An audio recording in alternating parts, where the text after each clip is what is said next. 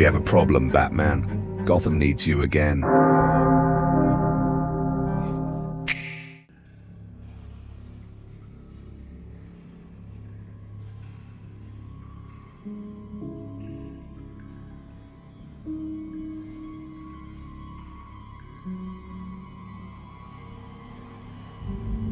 You didn't ask why you were brought in, didn't protest, didn't pace. You just sat still, like you were already enjoying the silence. Most people resist scrutiny. You invited. That's not submission. That's something else. So I want to know, what makes pain so familiar to you that you no longer flinch from it? Flinching is for those still surprised by consequence. I've lived so long in the proximity of agony. It's become a language, not a scream, but a syntax. Not suffering, but structure. Pain is not the opposite of peace. It's the evidence that a will has met resistance. And I like resistance. I adore the stubbornness of flesh, the tremor before obedience. You misunderstand me already. You think I enjoy pain. I enjoy what pain unmasks. You twist cruelty into clarity. But what I've noticed is you never reach for chaos. You orchestrate. You measure. Your harm isn't mindless. It's intentional, curated, calculated. Is it control you're after? Or is the ritual of dismantling another mind the only thing that makes you feel real? Control is too clean a word. I'm not interested in owning people. I want to expose them, strip the masks, break the performances. There is no truth more honest than a person in pain. No more lies to hold. They tell you who they are when everything else is shredded. You seek justice. I seek essence. You rescue the mask. I peel it off. Control. No. I seek revelation through ruin. People say you serve power, but that's not what I see. What I see is someone who thrives in the shadow of greater forces. Not worshipping them, but studying them like diseased gods. What's the attraction? Is it devotion? Or are you simply hunting something even darker in their reflection? Worship implies awe. I am long past awe. I serve only in appearance. Obedience is the camouflage of the patient. The powerful are useful, yes, but they are also test subjects, like anyone else. The way they bend, the way they break, it tells me more than their victories ever could.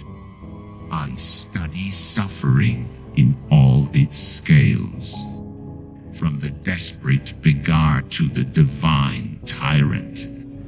The higher they stand, the sweeter their collapse. Tell me how you view morality, not as an opponent, not as an obstacle, but as a concept. Do you see it as a weakness others cling to, or as a structure you must learn to mimic in order to undo? Morality is a superstition dressed in commandments. It is a design flaw, an inherited hesitation, a myth that virtue can protect you from consequence. I mimicked because people believe it. And anything people believe can be used against them.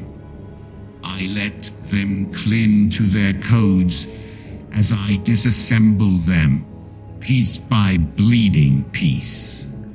What they call sin, I call data. What they call evil, I call the residue of honesty. There is no evil in me, only a hunger for what lies beneath their ethical theater.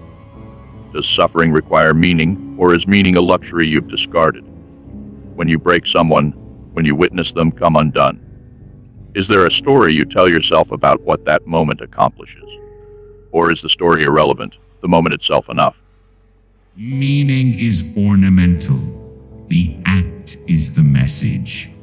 Every scream, every collapse, every whispered plea, each is a hymn to reality stripped bare.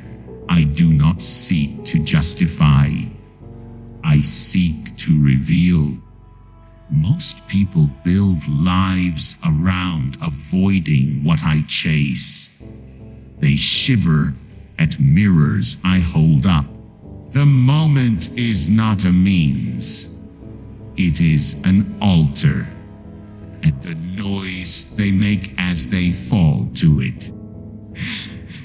That's the only prayer I recognize. Empathy isn't absent in you, it's inverted. You know how people feel. You study it. You understand it. You just use that knowledge to open wounds instead of healing them. When did you decide empathy was more effective as a weapon than a bridge? Empathy is the key to every cage, not just the ones you want to unlock.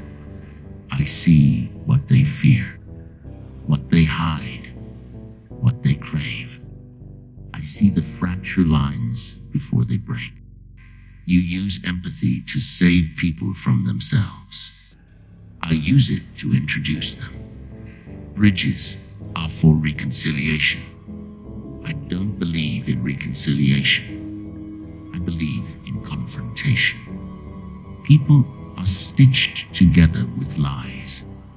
I pull at the seams. And when the truth spills out, I don't look away. I welcome it. You watch pain like an artist watches paint dry. Not for the mess, but for the transformation, the alchemy. But what would happen if no one ever resisted you again? If every scream became silence, every soul broke too easily, would you still find it beautiful? A scream without resistance is a whisper. A collapse without tension is just noise. I don't crave suffering. I crave the struggle against it. Beauty lies in the fight, not the failure. The trembling defiance before the fall.